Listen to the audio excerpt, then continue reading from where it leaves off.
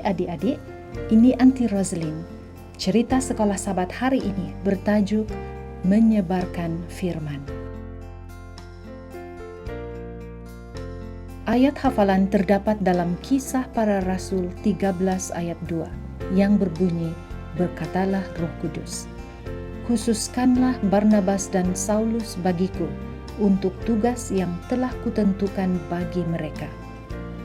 Message hari ini ialah Tuhan menghantar kita sebagai pembawa berita kasih kurnia-Nya. Pernahkah kamu mengadakan satu perjalanan yang jauh? Bagaimanakah kamu pergi ke sana? Saulus dan Barnabas telah diutus dalam satu perjalanan yang istimewa.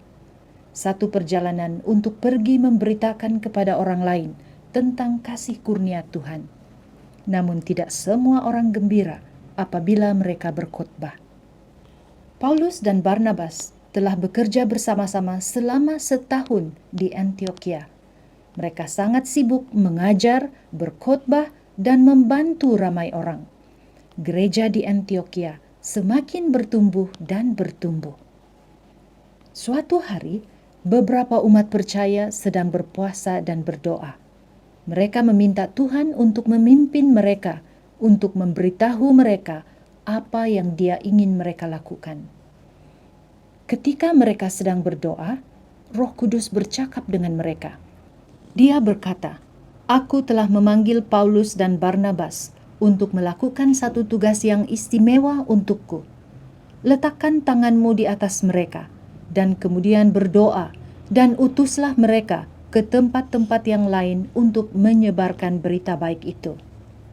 Semua orang merasa sedih apabila mereka mendengar bahwa Paulus dan Barnabas akan meninggalkan mereka.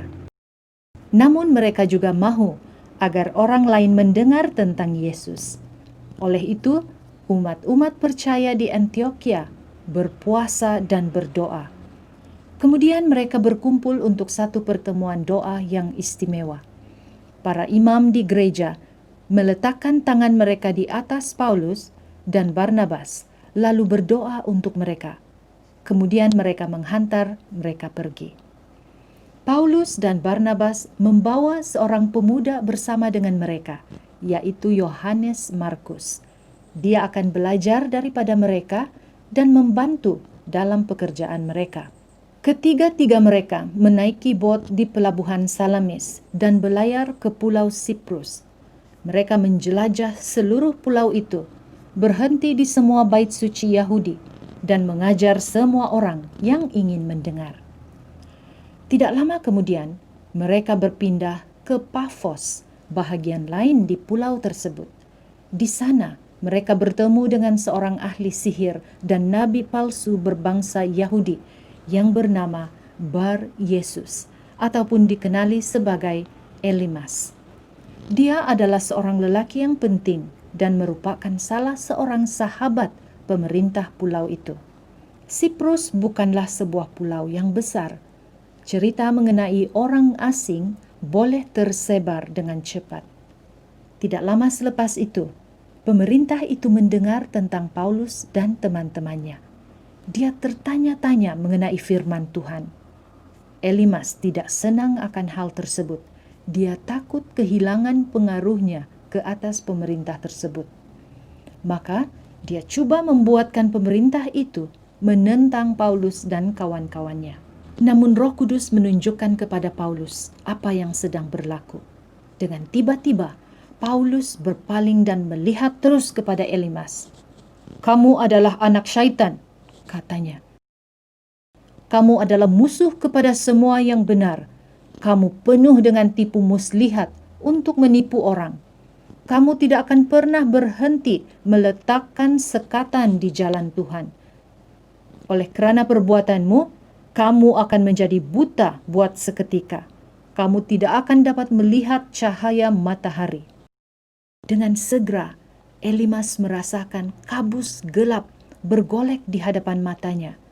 Dia mengelipkan matanya, dia menggosok matanya, dia coba untuk menghilangkannya. Semuanya menjadi semakin gelap.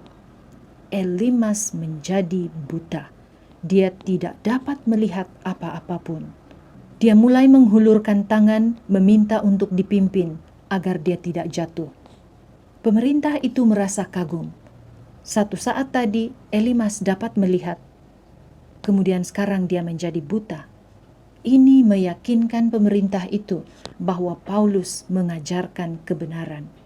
Dia mendengar dan belajar, dan tidak lama kemudian dia percaya kepada Tuhan. Paulus, Barnabas, dan Yohanes Markus mengembara ke tempat-tempat yang lain. Dimanapun mereka pergi, mereka memberitahu semua orang mengenai berita baik itu, yaitu kasih kurnia Tuhan adalah percuma dan ada untuk semua orang. Kita boleh menjadi seperti Paulus dan rakan-rakannya.